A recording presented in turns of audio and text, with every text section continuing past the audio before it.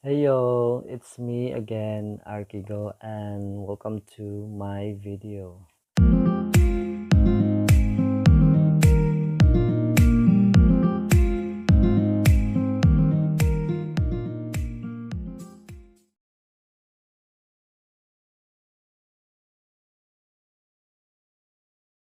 Ang video na ito, ang kabuang ipon nyo is 76,750 pesos.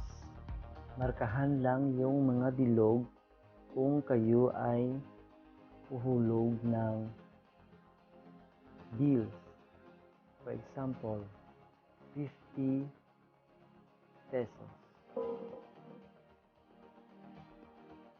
So, depende sa inyo kung ano kayo mag-afford. Yung importante pasok mo lagi.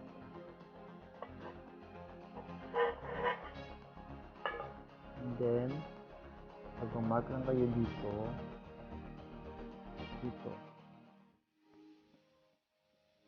Abangan nyo na lang guys